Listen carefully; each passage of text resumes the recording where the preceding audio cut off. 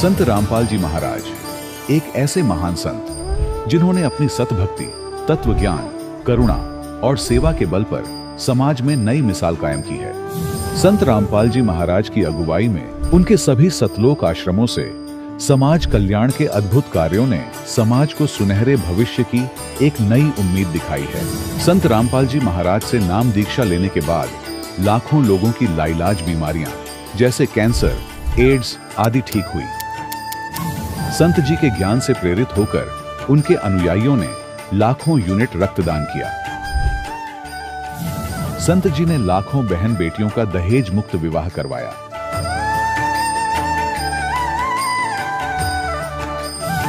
संत जी ने लाखों लोगों का नशा छुड़वाया, करोड़ों उजड़े परिवार बसे। संत जी के आश्रमों में समागम के दौरान निःशुल्क नेत्र चिकित्सा, दंत चिकित्सा प्रदान की जाती है। संत रामपाल जी महाराज द्वारा समय समय पर पर्यावरण संरक्षण के उद्देश्य से बड़े स्तर पर वृक्षारोपण किया जाता है। संत जी ने जरूरतमंदों को तत्काल राहत पहुंचाने के लिए एम्बुलेंस सेवा शुरू की। संत जी अपने अनुयायियों को देहदान के लिए प्रेरित करते हैं, जिससे मानवता की सेवा और चिकित्सा क्षेत्र में सुधार हो सके।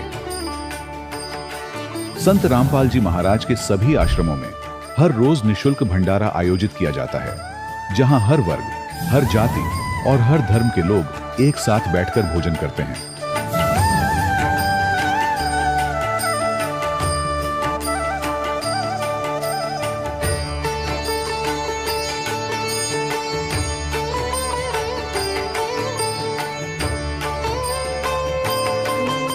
संत रामपाल जी महाराज की अन्नपूर्णा मुहिम ने गरीब और बेसहारा लोगों के जीवन में एक नई ऊर्जा और उम्मीद को जन्म दिया है। घर घर खाद्य सामग्री और जरूरी मदद पहुंचाकर संत रामपाल जी महाराज ने लोगों को दुख और मजबूरी से लड़ने की ताकत प्रदान की है।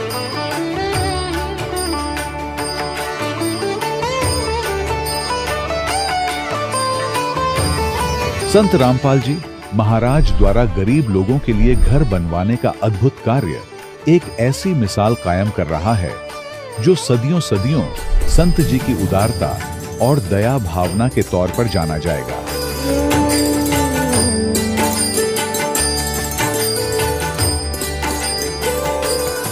संत रामपाल जी महाराज के आश्रम में हजारों बुजुर्गों को सम्मान और प्यार के साथ जीवन जीने का अवसर मिलता है। उनके खाने, रहने और स्वास्थ्य की पूरी जिम्मेदारी संत रामपाल जी महाराज उठाते हैं। अनाथ बच्चों के लिए संत रामपाल जी महाराज के सभी आश्रम किसी वरदान से कम नहीं। यहाँ उन्हें शिक्षा, संस्कार और भविष्य के लिए बेहतर अवसर प्रदान किए जाते हैं।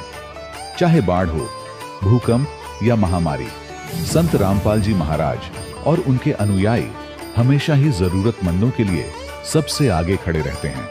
कोविड महामारी के दौरान संत रामपाल जी महाराज के आश्रमों से करोड़ों लोगों के लिए भोजन, दवाइयां और जीवन रक्षक सामग्रियां उपलब्ध कराई गई। चाहे गरीब की मदद हो या किसी शोषित और पीड़ित वर्ग के हक और सम्मान की लड़ाई, संत रामपाल जी महाराज ने हमेशा ही उनकी दबी आवाज को सरकारों तक पहुंचाया है और उन्हें उचित न्याय दिलवाने में अहम भूमिका अदा की है। समाज में आध्यात्मिक और सामाजिक मूल्यों के प्रति जागरूकता लाने में संत रामपाल जी महाराज हर कदम पर मानवता के सच्चे सेवक साबित हुए हैं। संत रामपाल जी महाराज का जीवन हमें सिखाता है कि सच्ची सेवा वही है जो निस्वार्थ भाव से की जाए।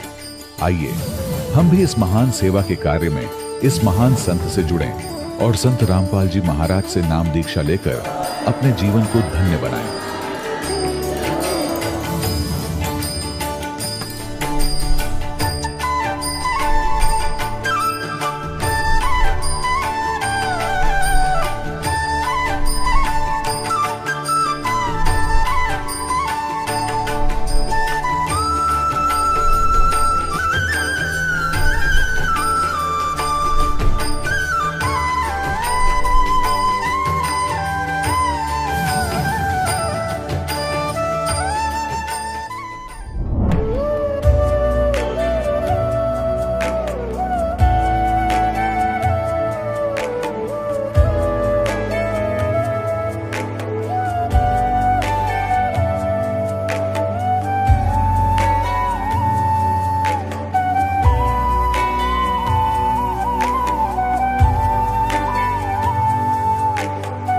पूर्ण परमात्मा पाप कर्म दंड को भी काट सकता है। अभी तक जिस भी संत व महापुरुष से मिले, उन्होंने यही बताया कि पाप कर्म फल भोगने से ही समाप्त होगा। वो प्रभु कौन है जो पाप कर्म को काट देता है, वो काल के बंधन से छुड़वा देता है। उसका क्या नाम है, पूजा की विधि क्या है? कृपया अवश्य सुनिए जगत गुरु तत्वदर्शी संत रामपाल जी महाराज के अमृत वचन। सत्साहिब दर्शकों, परमात्मा को परम शक्ति, दुखहर्ता और सुखदाई माना जाता है। इसलिए दुख कष्टों की चपेट में आया हुआ हर मानव परमेश्वर को पुकारता है। करनाल की रहने वाली ओमपति जी की कहानी भी कुछ ऐसी ही है। ओमपति जी बहुत दुखी थीं। इन्हें प्रेत आत्माएं दिखाई देती थीं, जिन्होंने इनका जीवन बहुत ही कष्टदायी बना दिया था, मानो इन पर दुखों का पहाड़ ही टूट गया हो। इसी से जूझते हुए ओमपति जी ने अन्य देवी देवताओं की बहुत भक्ति साधनाएं की व पूजा पाठ में धन भी बहुत खर्च किया, पर फिर भी इन्हें कोई राहत नहीं मिली। लेकिन आज ओमपति जी का कहना है कि जब से मैंने संत रामपाल जी महाराज से दीक्षा प्राप्त की है, तभी से मेरा जीवन पूर्ण रूप से बदल गया है। आज मैं सुखी और स्वस्थ हूं और मेरी सारी समस्या खत्म हो चुकी है। दर्शकों, आखिर संत रामपाल जी महाराज ने ओमपति जी को कौन सी जड़ी दे दी जिससे ये इतनी सुखी हो गईं? चलिए जानते हैं इसके पीछे की सच्चाई क्या है। सुनते हैं ओमपति जी की कहानी, उन्हीं की जुबानी। नमस्कार जी। नमस्कार जी। क्या नाम है माता जी आपका? ओमपति है जी। माता जी आप कहाँ से हैं? करनाल जिला जी।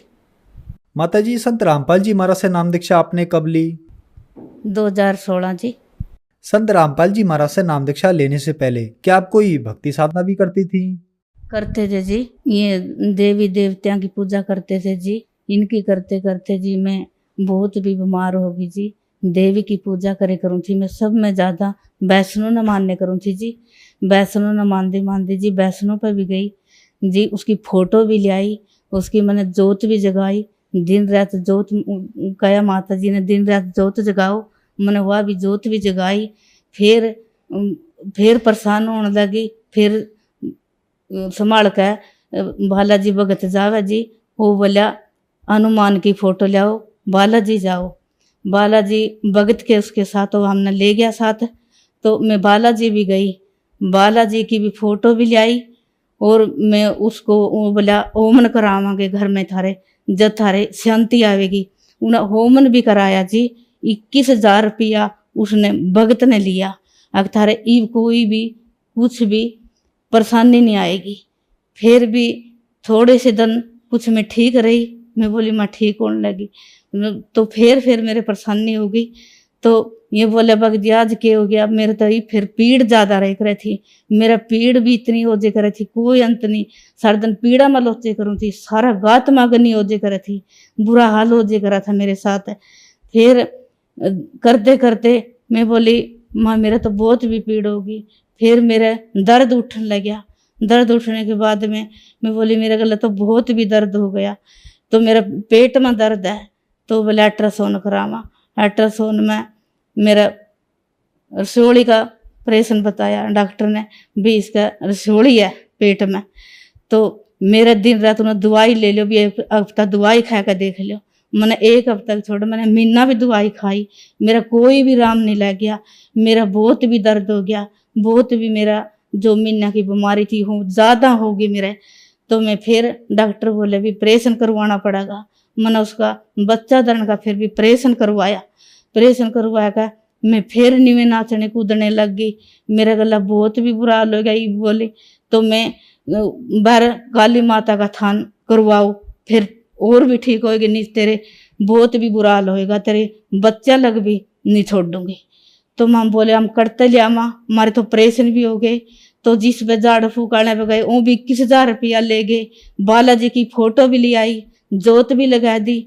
तो ये के करा ना करा, आके 21 दिन बालाजी के व्रत राख। मैंने 21 दिन व्रत राखे, धरती में सोई।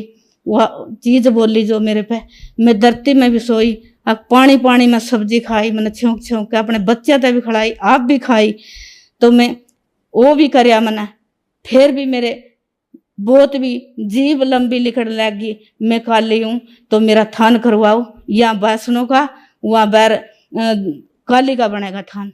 तो माँ बोले हमारे पास तो पैसे भी नहीं, हम करते काली का थान करावा, हम तो इस जो वैष्णो की जोत लगावा या भी जोत नहीं लगती मेरे पर, तो मैं करते घी ले आऊंगी। मेरा भगत खेती करे करा था भी, मैं वैष्णो का इस काली का करता थान कराऊंगा, मेरे घर में जोत नहीं पुगती, मैं वो भी कड़ा करवाऊंगा।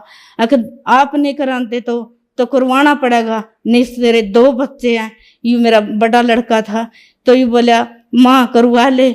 मैं बोली क्या का करवाऊं बेटे, तुम्हारे पास तो कुछ भी नहीं है, इसके पास। उन्होंने को बोली इसने नहीं छोड़ूंगी, इसने ले जाऊंगी मैं। तो मैं बोली महा इसने क्यों ले जाएगी, तो मन नहीं ले जा। अगर नहीं तो मैं ऐसे कर दे मैं सो गई। मैं 4 बजे मेरी किलकी लिकड़ी न्यू का बोने पारे तो इस गांव की गराई कर तो पैसे मिलेंगे, मेरा थान करवा। मैं गराई में मन के बरा को दे, अगर ना दे न्यू का देवेंगे। तो मैं फिर भी बोने पारे मेरा बच्चा का कुछ भी नहीं हो जाए तो मैं बोने पारे जाऊंगी, मैं गराई करूंगी। तो मैंने गराई करी, गराई वाले ने किसी ने 10 दिए, किसी ने 20 दिए, कोई काम काली ने नहीं दुख दे। हम अपनी लाग नहीं लाते तो अपना खातर फिरती है। तो मां नहीं मैं माते का थान कराऊंगी, अगर अपने आप पे करा रही अपना घर में का करवा तो कोई दुखदा कोई ना दुखदा। फिर एक मेरे लुहार है उन्हें साथ दिया, बीमार पे भी यही परेशानी है, हम तेरे साथ लगाएंगे। उन्हें भी गराई करी, मन ने भी गराई करी, हमने उसका थान बनाया। गांव में थान भी नहीं था, काली का थान करवाया गया। तो फिर भी मैंने शांति नहीं मिली। अकीना तो काली का थान करवा दिया, कोई कह इसने तो अपने रोजगार का मेरा थान खोलिया, इन्हें थान करवाया तो अपने चढ़ापा चढ़ागा, अपने आने न खड़ावेगी, इसने अपने खातर करया जो या चीज आवे अपना लाभ के मारे न करया। मैं बोली मेरे पास कोई भी लाभ नहीं है, मैं गराई बोने पारे करी मेरे पास या आवे मेरे मुंह से कवा मेरे बच्चा लगना मारेगी, मैंने ऐसे जान थान करवाऊं। तो किसी ने दिया किसी ने दिया ना दिया। भगत जी मैंने 40,000 की गराई करी और भगत ने जो भी कोई बच्चा नहीं ब्याह रखा था मैंने, फिर भी जो भी मर्दा न पड़दा न एक मिस्त्री और था और अलिया साथ में। अब चलो छेड़ा तो छेड़ लिया, चलो इसका करवाए देवा, तो मेरा भी परेशानी है। तो वो गला लग गया, उन्हें मिस्त्री ने थान करे उसका भाई थान के पैसे नहीं लगेंगे, मैं ला दूंगा गला साथ दे दूंगा। उन्हें मेरा साथ दिया, उन्हें थान करवाया। थान करवाने के बाद भी फिर भी मेरे पास यही परेशानी रही। फिर मैंने बालाजी की भी सब सारी पूजा कर ली, ईब के करूँ मैं, फिर मंजा में पड़ गई, पूजा भी कर दी। एक तेल का पिप्पा धर दो और 12 अंतवार ने जोत लगाओ काली की। तो मैं बोली तो मैंने ईब तो कहा दी थान कर दे, ईब तेल का पिप्पा भी धर दिया। तो नहाने का मंगलवार ने और 12 ने जोत लगाए दे करो, वो भी करया। भगत बोला मैं कर दे करूँगा या घर में करा। 5 बजे मंदिर में चाले करूँ थी, मंदिर की पूजा करके आंदी, फिर घर की कर दी, घर की करके फिर काली के मंदिर में बैठ जे करूँ थी। घर में कोई भी कुछ नहीं देखूँ थी, मेरा के हो रहा के ना हो रहा। मेरा लड़की थी एक बहू थी, वह ब्याने के बाद वो ही कर दी। वो बोली मम्मी तो कदर रसोई में भी नहीं बढ़ती, कदर रसोई में देख दी, बारों बार फिर आया सारा दिन और फिर भी हाय हाय हाय करती रहा, फिर भी राम नहीं है। तो मेरी बहू भी बच्चे हुए, उसके भी बहुत परेशानी तो हुए हैं, उसका भी बहुत पेटा में नशा में टिक्के लागे। तो मामा बहुत भी एक चंडीगढ़ मेरा पोता आया जाएगा, उससे हमारी रकम लागी, फिर हमारी पोती हुई, उसके भी हमारी 8वाई हुई, हमारा कोई भी लाभ नहीं मिला। माना माताजी आपके बताए अनुसार आप पर दुखों का पहाड़ टूट गया था, तो फिर आप संत रामपाल जी महाराज की शरण में कैसे आई? काला भगत है जी, उसने कहा बाबी मैं कितना परेशान था, मैं तेरे जैसा परेशान था। मेरे सब घर में देख मेरे कैसे भी के हालत हो रही थी, तो डेरे पर नहीं गई, कदे बच्चे तो गए हैं, बच्चा ना पूछ के देखो मेरे गला के हाल होए, मेरे गला खान के दाने भी नहीं रहे थे मेरे घर में, के मेरा सड़ियांद उठ गई थी मेरे घर में। ये बच्चा ना देखो जाकर मेरे डेरे पर कैसे भी के काम हो रहे हैं। बच्चे बोले माँ बहुत भी कुछ चाचा का सुधार हो गया, घर में भी बहुत अच्छे कमरे सुतरे ऐन पड़ गए, भगतों से बात करा सब भगत जोड़ने लग रहा। तो मैं बोली भी चलो, तो उसका सुधार हो गया तो मने भी ले चलो। मेरे गले भी बहुत बुरा हाल हो रहा भाई, मैं भी नाम दुआ दो मेरे को भी। संत रामपाल जी महाराज से नाम दीक्षा लेकर गए जी। माता जी, संत रामपाल जी महाराज से नाम दीक्षा लेने के बाद आपको क्या लाभ प्राप्त हुए? हाँ जी, तो मेरी जो चर्चा जोत जगह करें थी वो छूट गई जी। मैं बहुत भी पागल हो रही थी, बहुत भी दुखा के पहाड़ टूट गए थे मेरे ऊपर, मेरा घर भी लुट गया था जी।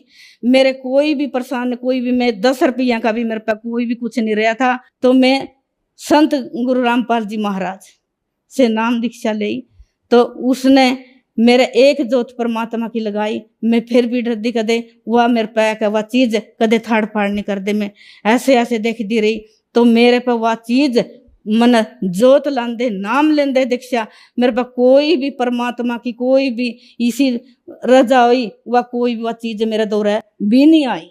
ऐसे में न लाभ मिले, मैं बहुत भी तंग हो रही थी। इतने में जोत कड़ी कड़ी में 5-5 जोत मेरे घर में लागे करें थी। तो मैंने इतने थान करवाए, मैंने कड़ी लाभ नहीं मिला। मैं खाट में पड़ी रह करूँ थी। आज मैं सब कुछ, मैं सारा काम करूं, सब मैं सारा दिन धंधा भी कर रही हूँ, मैं आज बोल भी रही हूँ। मेरा कोई भी दुख का भी कोई भी कुछ नहीं है। मैं अच्छे मेरे घर में रोजगार हो गया, दूध हो गया। जड़ा मेरी भैंस नहीं बीके करें थी, रामपाल जी का नाम लिया पीछे परमात्मा को मेरी 80,000 की भैंस बिकी जी। मेरी 80,000 की भैंस बिकी, मैंने उसके नाम दीक्षा लिया था। तो मेरे घर में सारा दिन कलेश रह रहा था, उसकी नाम दीक्षा लिया पीछे मेरा कोई भी घर में कलेश नहीं रहा। मेरे प्यार से बच्चे रहे, आंख मुंह से रहे, सर्दन आसा बोला, तो कोई भी मारा लड़ाई दंगा कोई कुछ भी नहीं रहा जी। माता जी, संत रामपाल जी महाराज से नाम दीक्षा लेने के बाद आपको बहुत सारे लाभ प्राप्त हुए, तो जो श्रद्धालु आज आपको देख रहे हैं आप उन्हें क्या कहना चाहेंगी? मैं तो यही कहना चाहूँ जी, जिस तरह मैं परेशान हो रही थी, मैं कड़ी कड़ी दीवे जोत लांदी फिरूँ थी, जो बहन ला रही हैं, तो ये कोई बालाजी जा रही है, कोई पहाड़ों पर जा रही है, बहन मैं तो हाथ जोड़ कर कह रही हूँ, मैं अपनी बीती बता रही हूँ। जैसी मैं परेशान थी तो गुरु रामपाल जी महाराज का नाम ले, बहुत भी लाभ मिलेंगे। परमात्मा ने मेरी सारी बीमारी खो दी, मेरा कोई भी परेशानी नहीं है, मेरा सारा परिवार ठीक बोल रहा, ठीक चल रहा, कोई भी दवाई कड़ी तो नहीं लाती हूँ। मेरे परमात्मा ने ऐसा भी सुतरा काम दे दिया, मेरे कबीर साहब, मेरे संत रामपाल जी महाराज ने। धन्यवाद जी। सत साहब। दर्शकों, अभी आपने सुने संत रामपाल जी महाराज से दीक्षा प्राप्त करके सुखी हुए भक्त के अनुभव। अब देखिए जगत गुरु तत्वदर्शी संत रामपाल जी महाराज के मंगल प्रवचन। अब प्राणी को यहाँ टाइम पास करने के लिए मकान भी चाहिए, से झोंपड़ी दे देता, पर राम नाम बना रहे, भक्ति बनी रहे या दूर ना हो। और भक्ति बनी रही तो आपको जो भी कोई आपदा, कोई आवश्यकता इस जीवन में पड़ेगी, भगवान आगे धर देगा, ठाका जबरदस्ती दे देगा।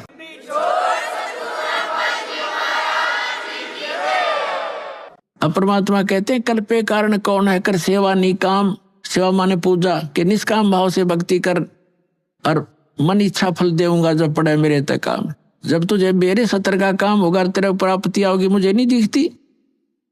जैसे परमात्मा के हमने एक भूमिका करके दिखाई है, जुलाहे का काम करके झोपड़ी में रह करके, और दुष्ट लोगों ने झूठी अफवाह फैला दी, झूठे पत्र लिख दिए थे कि कबीर साहब भंडारा करेंगे। 18 लाख व्यक्ति आगे भंडारा खाने के लिए, और साथ में ये भी लिख दिया पर्चियों पर, चिट्ठियों पर, कि प्रत्येक भोजन के बाद सबको एक दोहर देगा। बहुत अच्छा कंबल होता था, कंबल टाइप दोहर, कंबल नहीं होते थे बल्कि दोहर ही ज्यादा प्रचलित थी उसमें, बहुत सुंदर, महंगी।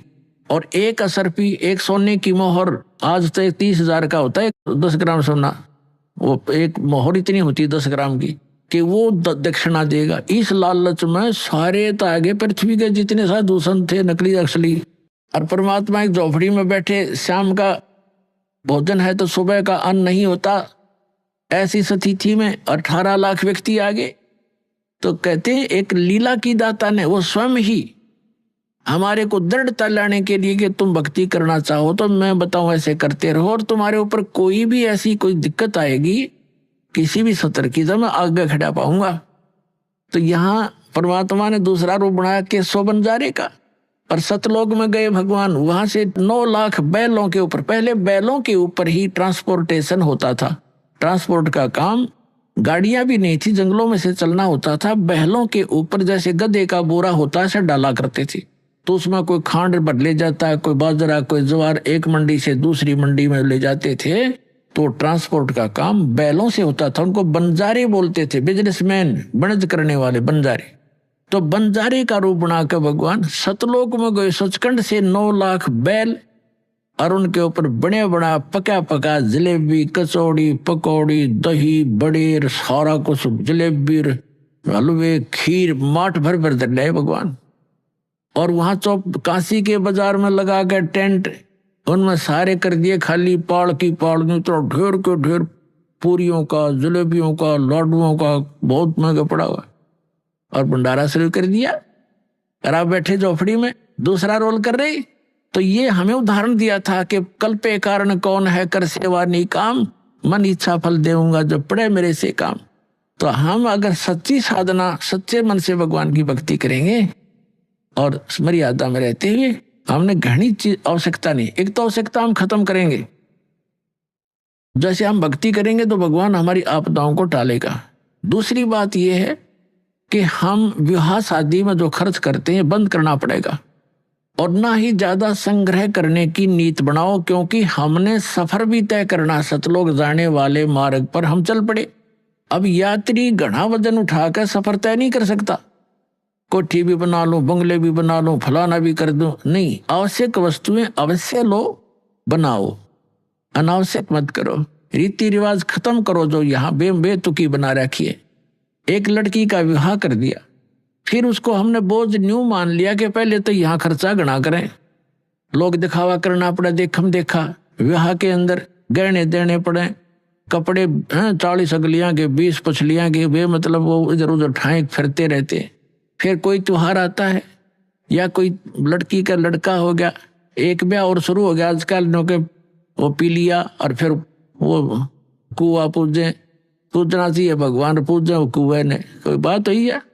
तो इस तरह के जो सूचक बात आदि हैं, ये बेमतलब की परंपराएं हैं, ये खत्म करनी पड़ेंगी। भगत ने जगत की तरफ देखना नहीं चाहिए। अगर जगत की तरफ भगत देखेगा तो सफर पर चल नहीं सकेगा। और परमात्मा कहते हैं कुल करने के कारण ये हंसा गया बिगो, और फिर यू कुल के कर लेगा जब तुम 4 पाया का हो। आज तो इस कुल के रिवाजों को देखकर भक्ति से दूर हो गया लोक लाज में आके। तो फिर परमात्मा कहते हैं यो कुल, ये तेरा जो खानदान है, जो तेरे मोहल्ले के लोग हैं, गांव के, ये फिर तुझे कैसे बचा देंगे जब तू 4 पाया का गधा बन के खड़ा हो गया, बैल बन के खड़ा हो जाएगा। तो यहाँ परमात्मा कहते हैं कुल करनी के कारण, कुल की परंपराओं के कारण हंसा गया बिगो। ये भक्त डगमग हो गया और छोड़ गया मार्ग को, तो तब कुल यू के कर लेगा जब तू 4 पाया का हो। तो इन सब बातों को याद करके हमने जगत को नहीं देखना, भगत ने भगत को ही देखना होता है, और परमात्मा के नियम का पालन करके आगे बढ़ना है। अब क्या बताते हैं, तोजक बहिष्ठ सभी तय देखे, राजपाट के रसिया, और 3 लोक से भी तरपत नाही, यो मन भोगी खसिया। अब इस मन की ऐसी गंदी वृत्ति है। हमारे गांव का एक बहुत पुराने समय में एक्सीन बन गया, कार्यकारी अधिकारी इंजीनियर सिविल के अंदर, उसने 3 कोठी बना दी। अच्छा धन दान था, 2 लड़के थे, उसकी दुर्घटना होगी, दुर्घटना पैरालाइज होकर मरा। 3 कोठी बेटे 2। अब उस एक कोठी का ऊपर उन बेटियां का झगड़ा हो गया, एक तो उनकी थी, एक पर हो गया, एक ने उसका गोली मार दी। तो हो गया ना से खड़े, चाट ले उसको उठे ने, और आपका दाबने रहा होगा कि तो यहाँ परमात्मा कहते हैं दोजक बहिष्ठ सभी तय देखे, नरक भी जा लिया, स्वर्ग में देवता भी बन लिया, यहाँ का राजा भी बन गया, राजपाट के रसिया, और 3 लोक से भी तरपत नाही, ये मन भोगी खसिया। कोई एक सरपंच बन जाता है गांव का, तो उसकी नीयत ये रहती है कि चेयरमैन बनूं जब बात बने। अब चेयरमैन बन जाता है तो उसकी नीयत ये है कि अगली बार में एमएलए की टिकट मिले। एमएलए बनने के बाद भी संतुष्टि नहीं होती, ये बट नेचुरल है। वो जो चाहे को मिनिस्टर पोस्ट मिले, मंत्री पद मिले, जब कि मैं जी आवे। मंत्री बनने के बाद भी संतुष्टि नहीं है कि फिर भी प्राचीन हूं, और मुख्यमंत्री बनूं तो बात बने। मुख्यमंत्री बनने के बाद फिर तगड़मबाजी शुरू होती है, प्रधानमंत्री बनूं जब जय जयकार हो। प्रधानमंत्री का नंबर आवे इतने भाई की टिकट कट जा, फिर गद अपने आप आवेगी तो कुमार के बोरे तले। तो परमात्मा कहते हैं ये ज्ञान समझ में आओगा सतगुरु की शरणों में। जैसे परमात्मा बार बार हमें कितने भाव से समझाते हैं, हमारे को कितने प्रकार से समझाते हैं। मन ने की कर ले 2 दिन का मेहमान, मन ने की कर ले 2 दिन का मेहमान। फिर क्या बताते हैं, आखिर तुझको कौन कहेगा गुरु बिन आत्म ज्ञान, मन ने की कर ले 2 दिन का मेहमान। क्या कहते हैं कि ठीक है तो मनुष्य जीवन में कहीं भी जाएगा, रिश्तेदारी में जाएगा, कोई बड़े छोटे अच्छे नेक व्यक्ति से मिलेगा, आपको वो संसारिक जीवन की तो ट्रेनिंग दे सकते हैं, धन जोड़न की भी दे सकते हैं, लेकिन गुरु के बिना तुझे आत्मज्ञान नहीं मिलेगा। तो क्या बताते हैं, आखिर तुझको कौन कहेगा गुरु बिना आत्मज्ञान। कि आत्मज्ञान और परमात्म ज्ञान ये 2 ज्ञान होते हैं। आत्मज्ञान तो ये है कि हम कौन हैं, कहां से आए हैं, हमारा उद्देश्य क्या है, ये मृत्यु और जन्म हो रहा है। और परमात्म ज्ञान वो है जो परम पिता कौन है, जिसकी साधना से पूर्ण मोक्ष हो, वो कौन है, तो वो बताया जा रहा है। तो यहाँ क्या बताते हैं कि 3 लोक से तृप्त नाही ये मन भोगी खसिया। इस मन की इतनी गंदी वृत्ति है, इसकी कोई संतुष्टि नहीं, इस ज्ञान से संतुष्टि होगी। कहते सतगुरु मिले तो इच्छा मिटे पद मिल पदे समाना, और चल हंसा उस लोक पठाऊं जो आज अमर स्थान। अब देखो ये है सूक्ष्म वेद, और सूक्ष्म वेद के जो गूढ़ शब्द हैं वो उस वेद से भी अधिक हैं जो हम वेद माना करते 4 वेद। इसमें क्या लिखा है कि सतगुरु मिले तो इच्छा मिटे। सतगुरु मिलेंगे तो सब ऐसा ज्ञान सुनाएंगे यहाँ की सब इच्छाएं समाप्त हो जाएंगी। और पद मिल पदे समाना, पद के 2 अर्थ हैं यहाँ पर, पद मिल पदे समाना। पद माने पद्धति, भक्ति की विधि सही मिलेगी तो उस पद मिल पदे समाना। कौन से पद को प्राप्त करेंगे, गीता अध्याय नंबर 15 के श्लोक नंबर 4 में वर्णित है कि तत्वदर्शी संत की प्राप्ति के पश्चात तत्व ज्ञान के आधार से जानकर उसके पश्चात परमेश्वर के उस परम पद की खोज करनी चाहिए, जहां जाने के बाद साधक फिर लौटकर कभी संसार में नहीं आता। अब यहां परमात्मा का सूक्ष्म वेद में वही बता रहे हैं, गरीबदास साहिब जी बता रहे हैं कि सतगुरु मिले तो इच्छा मिटे पद मिल पदे समाना। पद माने पद्धति, सही श्रेष्ठ भक्ति विधि मिलने से उस पद में समावांगे, वहां पहुंच जाएंगे जहां जाने के बाद साधक लौटकर फिर नहीं आते। पद मिल पदे समाना, और चल हंसा उस लोक पठाऊं। हे प्यारी आत्मा, चल तुझे वहां भेज दूं जो आदि अमर अस्थाना। आदि अमर यानी जो शाश्वत स्थान है। गीता अध्याय नंबर 18 के श्लोक नंबर 62 में कहा कि अर्जुन तू सर्व भाव से उस परमेश्वर की शरण में जा, उसकी कृपा से तू परम शांति को और सनातन परम धाम को, शाश्वत स्थान को प्राप्त होगा। तो यहाँ वही बता रहे हैं कि हम जो विधि बता रहे इससे वो मिलेगा तुम्हें। और गीता ज्ञानदाता ने तो बता दिया है कि वो तत्वदर्शी संत बताएंगे। तो वो तत्वदर्शी संत वर्तमान में ये दास भेज रखा है उस परम पिता ने आप पुण्यात्माओं के लिए। ये सत्कर मान लेना।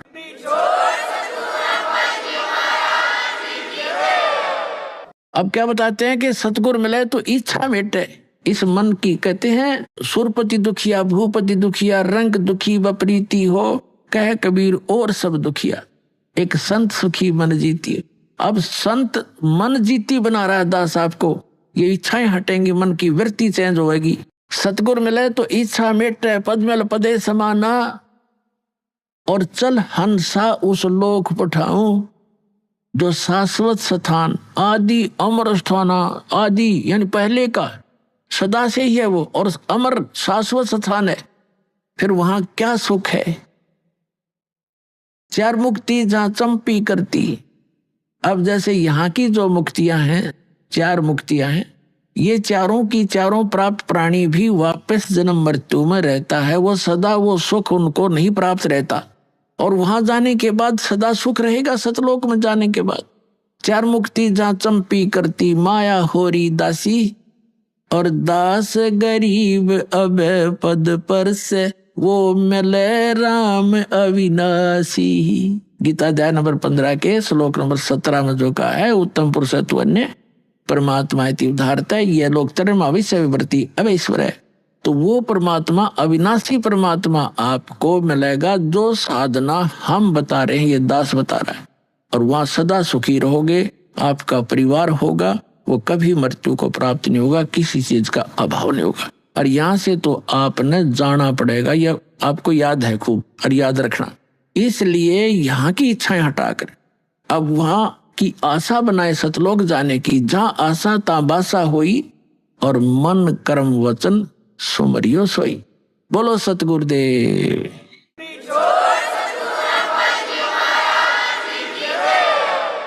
परम पिता परमात्मा पूर्ण ब्रह्म सारी सृष्टि के रचनहार कबीर परमेश्वर जी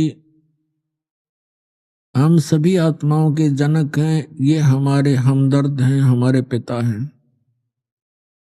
अध्यात्म मार्ग से हम अपरिचित होने के कारण अपने पिता को हम पहचान नहीं पाते, जिसके परिणाम स्वरूप हम साधना करते करते भी इस काल के जाल से हम नहीं निकल पाते। ये काल का एक भयंकर जाल है। इस जाल से निकले बिना हमें सुख नहीं हो सकता, हमारी जन्म मृत्यु समाप्त नहीं हो सकती। और अभी तक जो भी हमें अध्यात्म ज्ञान मिला था वो यूजलेस था, बेसलेस था, निराधार था, झूठा था। जितने भी संत ऋषि महर्षि जो सतयुग से लेकर आज तक रहे हैं, इन सभी ने परमात्मा को निराकार बताया है। और जैसे स्वर्गलोक, ब्रह्मलोक, ये स्थान भी उन्होंने बताया हमारे को। स्वर्गलोक बताए हैं, और उसकी व्यवस्था ये भी बताई गई है कि वहां जितने भी प्राणी जाते हैं, स्वर्ग के अंदर अपना पुण्य समाप्त होने के उपरांत अन्य योनियों को प्राप्त करते हैं, दूसरे प्राणियों के शरीरों में वो प्रवेश कर जाते हैं।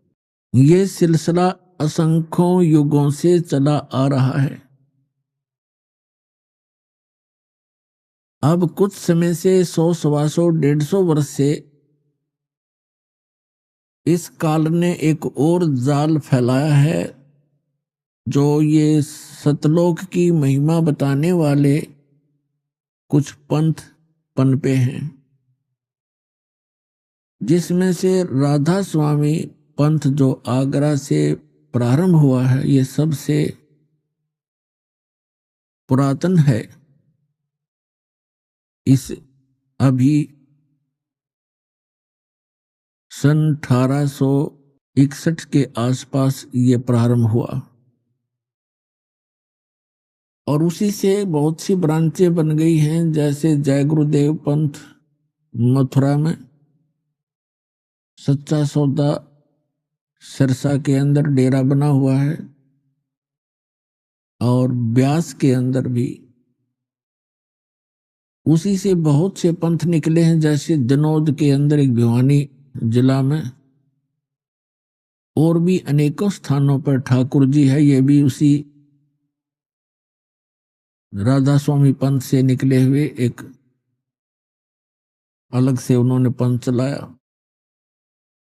कृपाल जी, ये सभी परमात्मा को निराकार बताते हैं। सतलोक में सतपुरुष निराकार बताते, इनका तो सिर पैर है ही नहीं ज्ञान का, यो आपको बहुत बार दिखाया दास ने।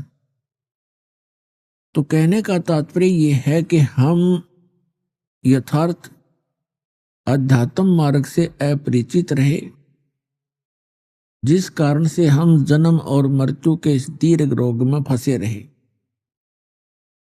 हम साधना भी करते रहे, दुख झोंके तो बने रहे। इसका कारण ये था कि हम जिन भगवानों को, जिन देवों को हम पूर्ण परमात्मा मानकर पूजा करते थे, वो पूर्ण नहीं थे। परमात्मा के गुणों में लिखा हुआ है कि परमात्मा मनुष्य के सभी दुखों का निवारण कर देते हैं, और इसी आधार से हम साधनाएं किया करते थे। इसलिए भक्ति करते थे कि आने वाले जीवन में हमारा परिवार सुखी रहे, हम भी सुखी रहें, हमारे ऊपर कोई आपदा ना आवे। इसलिए हम साधना किया करते थे, धन लाभ भी उद्देश्य रखते थे और परमात्मा की साधना हम करते रहते थे। लेकिन वही साधना करते करते कुछ एक तो बहुत अच्छी पोस्ट प्राप्त कर जाते हैं, कुछ अच्छे धनी हो जाते हैं, कुछ एक को अच्छी संतान भी मिलती है। उन्हीं साधनाओं को करते करते अन्य का सर्वनाश भी हो जाता है। इसका कारण ये था कि जिन भगवानों को हम भगवान मानकर पूजा किया करते थे, जिन देवों को, उनसे कोई लाभ नहीं हो रहा था। वो पूर्व जन्म के संस्कार ही सबके फल रहे थे। जो पूर्व जन्म के पुण्यकर्मी प्राणी हैं, उनको उनके प्रारब्ध में, उनकी किस्मत में जो लिखा है, उनको वो मिलना ही होता है, चाहे वो भक्ति साधना करें या ना करें। तो उनको जो उसी साधना को करते करते अच्छे धनी भी हो जाते हैं, संतान भी नेक होती है और संसार के अंदर वो सुखी भी नजर आते हैं। उनके पूर्व जन्म के पुण्य थे, उन्हीं के आधार से उनको जो प्राप्त हुआ, वो भक्ति से उसका कोई लिंक नहीं था, क्योंकि उसी साधना को करते करते दूसरे उसी कुल के, उसी परिवार के सदस्य भी वही साधना कर रहे होते हैं और उनको इतनी हानि हो जाती है कि सोच भी नहीं सकते, क्योंकि उनके पुण्य नहीं थे। तो यही ज्ञान देने के लिए परमात्मा स्वयं आते हैं कि तुम जिन देवों की, जिन प्रभुओं की पूजा कर रहे हो, उनसे आपको वो लाभ नहीं हो सकता जो श्रीमद् भगवद गीता अध्याय नंबर 18 के श्लोक नंबर 62 में वर्णित है। गीता अध्याय 15 के श्लोक नंबर 4 में वर्णित है। उनमें कहा है कि हे अर्जुन, तू सर्वभाव से उस परमेश्वर की शरण में जा, उसकी कृपा से ही तू परम शांति को और सनातन परम धाम को प्राप्त होगा। तो यहां परमात्मा स्वयं आकर 600 वर्ष पहले ये ज्ञान करा कर गए थे। परमात्मा कहा करते कबीर जी, तीन देव की जो करते भक्ति, उनकी कदे ना होवे मुक्ति। गुण तीनों की भक्ति में ये भूल पड़ो संसारे, कहें कबीर निज नाम बिना कैसे उतरो पारे। तीन देव की जो करते भक्ति, उनकी कभू न होवे मुक्ति। वो तीन देव कौन कौन है? श्री ब्रह्मा जी रजगुण, श्री विष्णु जी सतगुण और श्री शंकर जी तमोगुण। तो परमात्मा 600 वर्ष पहले कहा करते थे, गुण तीनों की भक्ति में ये भूल पड़ो संसारे, कहें कबीर निज नाम बिना कैसे उतरो पारे। तीन देव की जो करते भक्ति, उनकी कदे ना होवे मुक्ति। पुण्यात्माओं, आज से लगभग 600-550 वर्ष पूर्व और भरे बाजार में सत्संग के अंदर प्रवचनों में ये कहना कि तीनों देवता ब्रह्मा विष्णु महेश की जो पूजा करते हैं, उनको कोई मोक्ष प्राप्त नहीं हो सकता, उनकी गति नहीं हो सकती। तो पुण्यात्माओं, ये बहुत ही कठिन कार्य था और परमात्मा ने ये 600 वर्ष पहले कहा, ये ज्ञान दिया, जिस कारण से परमात्मा का बहुत विरोध हुआ कबीर परमेश्वर का। उनके साथ बहुत सी बदतमीजियां की गई, उनको जान से मारने की भी चेष्टा बार बार की गई, लेकिन वो समर्थ थे। वो हमारे पिता हैं और वो हमारे लिए ही आते हैं कि कभी ना कभी तो इनका ये नशा, ये झूठे सुख का नशा जो काल ने कर दिया त्रिगुणमयी माया का, ये कभी तो उतरेगा, कभी तो मुझे पहचानेंगे। तो अपनी पहचान छोड़कर चले गए थे भगवान 600 वर्ष पहले, सन 1398 से सन 1518 तक 120 वर्ष एक जनसाधारण की भूमिका की, एक सिंपल जुलाहा बनकर, धानक बनकर रहे भगवान। उसी बनारस की कुटिया से असंख्य ब्रह्मांडों का संचालन भी कर रहे थे, प्रत्येक प्राणी की वो सुरक्षा व्यवस्था भी कर रहे थे। अपने आत्मा परमात्मा ने 600 वर्ष पहले कहा था कि 3 देव की जो करते भक्ति, उनकी कबू ना हो वह भक्ति। तुम कौन राम का जपते जापम, तात कटे ना तीनू तापम। परमात्मा कहा करते, तुम किस भगवान की भक्ति कर रहे हो, किसका मंत्र जाप कर रहे हो, उन भगवानों से तुम्हारा कोई 3 ताप का जो कष्ट है वो भी दूर नहीं हो सकता। आज आपको प्रमाणित करते हैं कि हमारे सदग्रंथ भी यही प्रमाण करते रहे। श्रीमद् भगवत गीता अध्याय नंबर 7 के श्लोक नंबर 12 से लेकर 15 में ये स्पष्ट किया है कि 3 देव, श्री ब्रह्मा जी रजगुण, श्री विष्णु जी सतगुण और श्री शिव जी तमगुण की जो साधना भक्ति करते हैं उनको कोई लाभ नहीं होता। इसके विपरीत श्रीमद् भगवत गीता में कहा कि इन तीनों गुणों पर आधारित, तीनों गुणों रजगुण ब्रह्मा सतगुण विष्णु तमगुण शिव जी की साधना से मिलने वाले लाभ पर अक्षणिक लाभ है, इसके ऊपर जिनकी बुद्धि सेट हो गई है और किसी की बात सुनने को तैयार नहीं है, उनको कहा है राक्षस स्वभाव को धारण किए वे मनुष्यों में नीच और दूषित कर्म करने वाले मूर्ख। गीता ज्ञानदाता कहता मेरी भक्ति भी नहीं करते। अपने आत्माओं, अध्यात्म मार्ग से हम दूर घने हो गए और अज्ञान हमने ज्यादा ग्रहण कर रखा है। इसलिए प्रथम बार ये वचन कोई सुनता है तो उसको बहुत ज्यादा दुख होता है, मचल जाती है आत्मा, क्योंकि हम श्री विष्णु श्री शंकर जी इनके रंग में बहुत ज्यादा रंगे हुए हैं। और जब सच्चाई सुनते हैं एक बार कड़वी अवश्य लगती है, लेकिन कुछ दिनों के बाद वो मीठी हो जाती, क्योंकि उस अज्ञान से हमारी आत्मा में निर्मलता समाप्त हुई। और जब सच्चाई प्रारंभ होती है तो आत्मा एकदम उसके विपरीत सोचती है, सटराई करती है।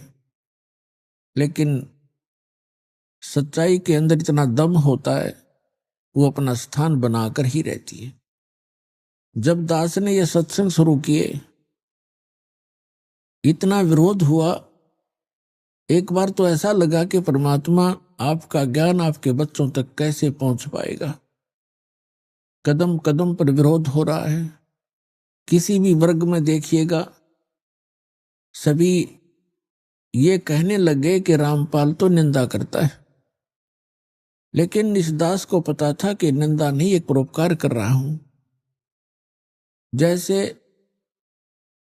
सदग्रंथों को आपके रूबरू कर रहा हूं, और जिन भी ऋषि महर्षि आचार्यों शंकराचार्यों या किसी संत मंडलेश्वर ने जो भी ज्ञान उन्हीं संतों को आधार मानकर बताया है, उसके अनुभव को और वेदों और गीता और पुराणों से तुलना कर देता हूं। मेरा सिर्फ इतना सा काम है कि हमारे सदग्रंथ सत्य है, इसके विरुद्ध जो जिसका ज्ञान है वो असत्य है, शास्त्र विधि त्याग कर मनमाना आचरण है, वो यूजलेस है, व्यर्थ।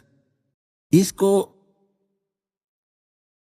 एक आलोचना ना समझें, इसको एक परोपकार समझें। जैसे ये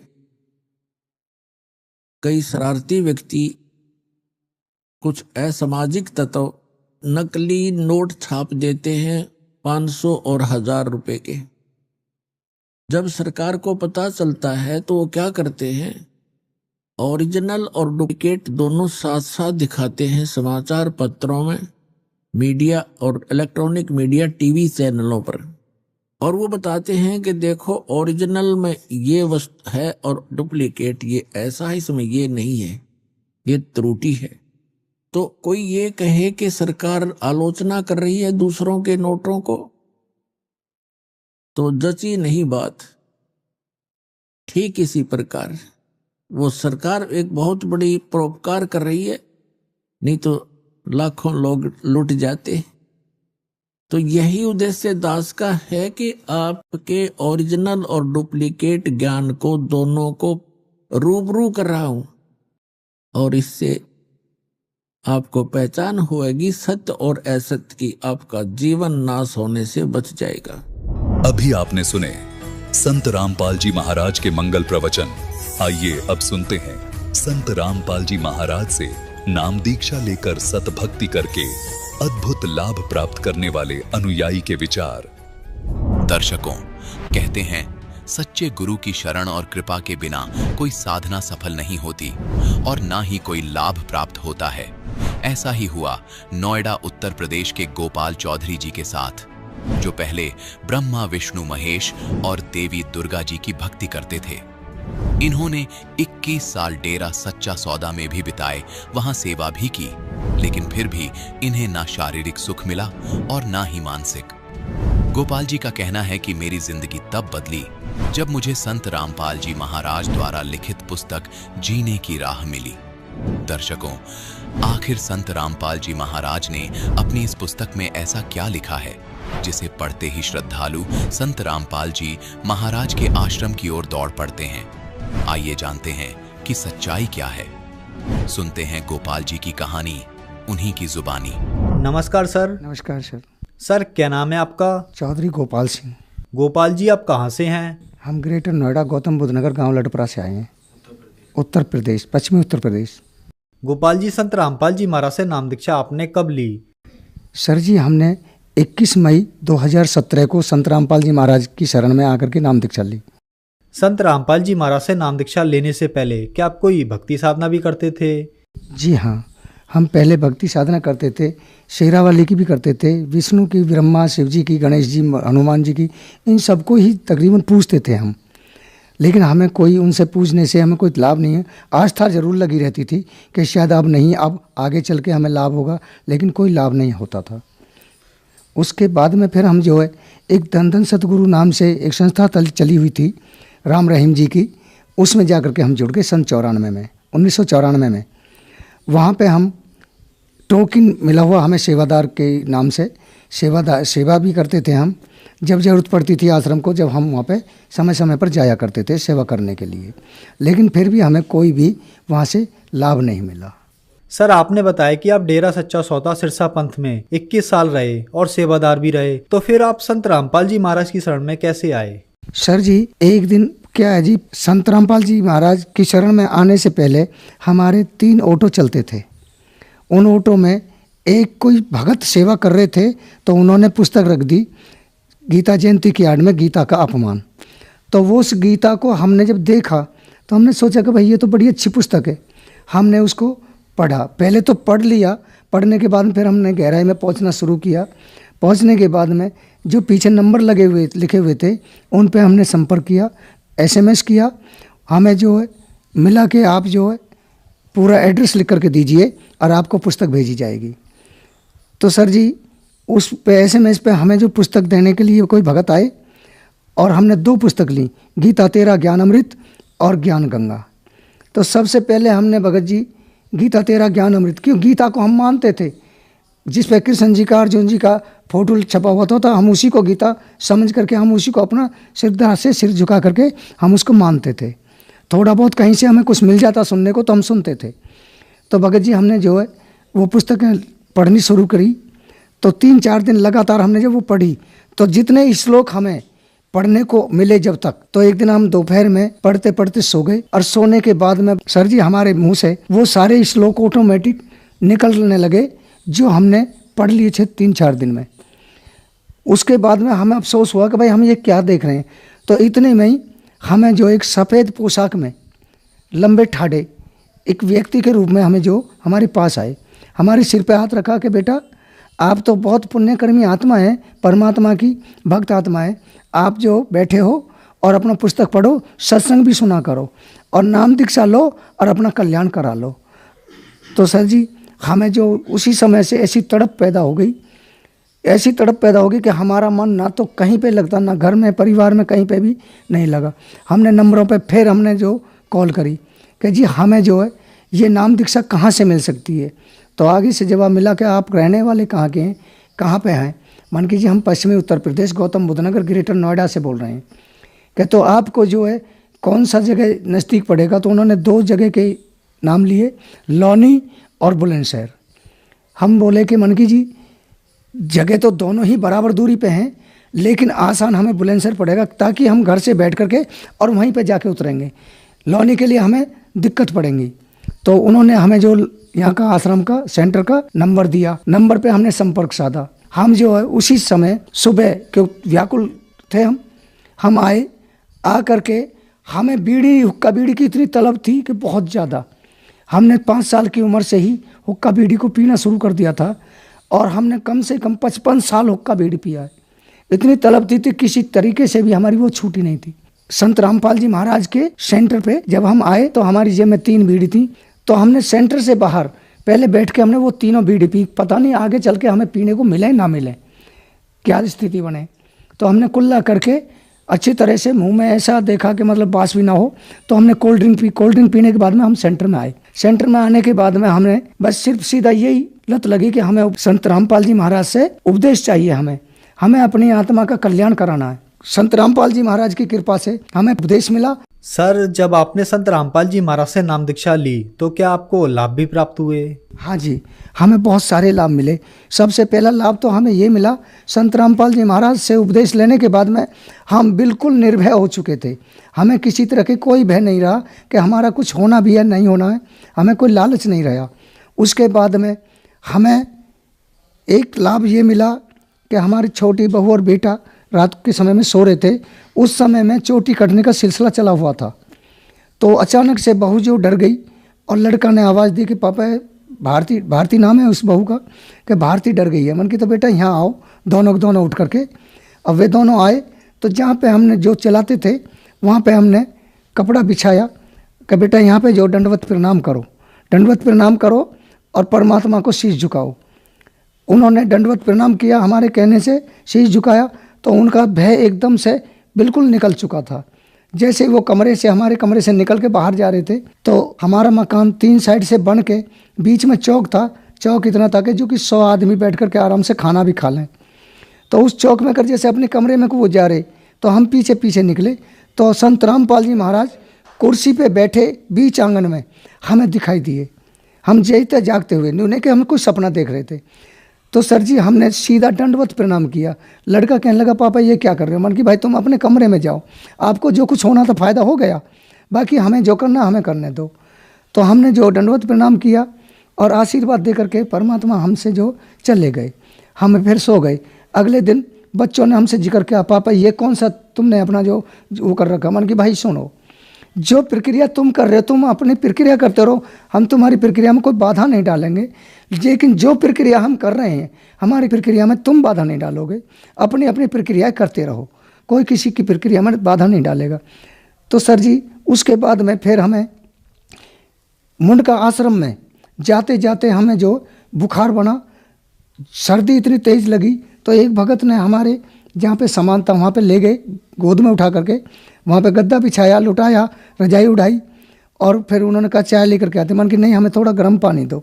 जब तक वे गर्म पानी लेने गए, जब तक परमात्मा हमारे संत रामपाल जी महाराज हमारे पास आए, कहने लगे बेटा घबरा क्यों रहे हो, बैठे हुई है, दंडवत प्रणाम कीजिए और आप जो सुमरन कीजिए, आपको कुछ भी नहीं हुआ।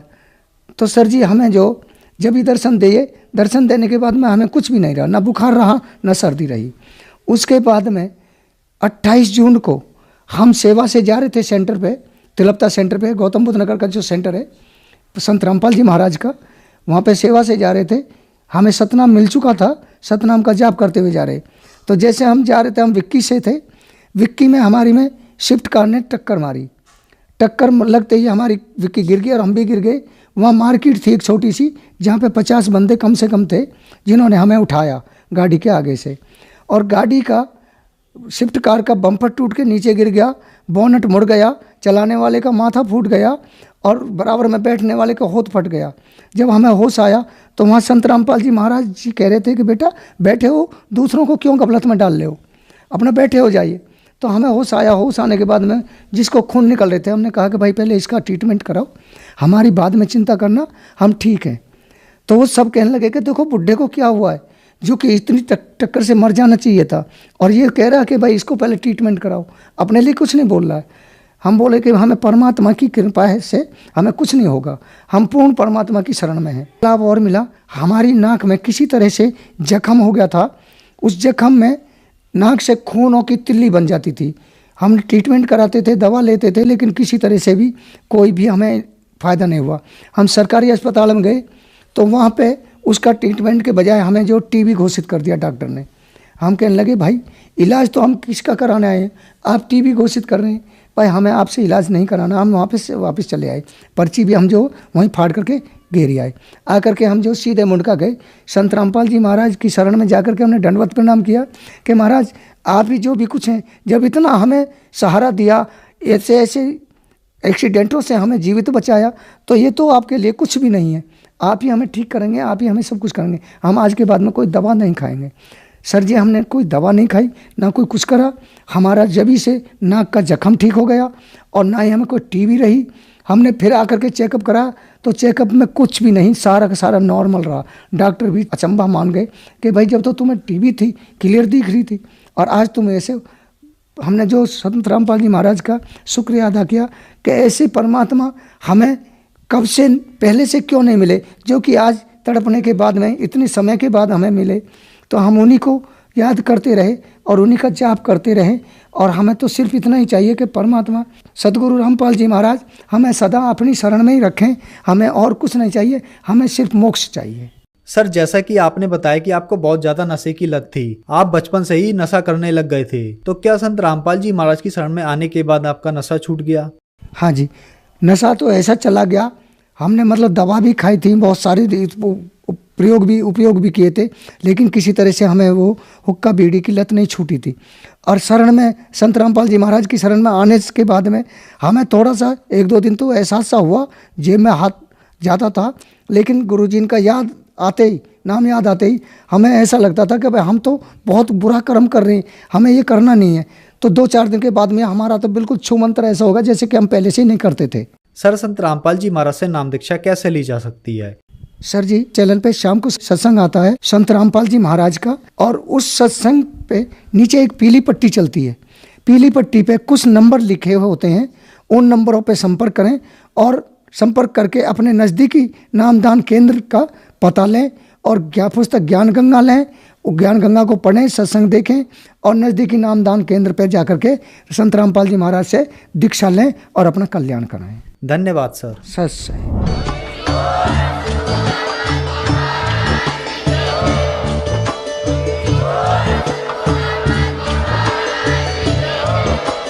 आप सुन रहे थे जगत गुरु तत्वदर्शी संत रामपाल जी महाराज जी के मंगल प्रवचन। अधिक जानकारी के लिए विजिट कीजिए हमारी वेबसाइट www.jagatgururampalji.org।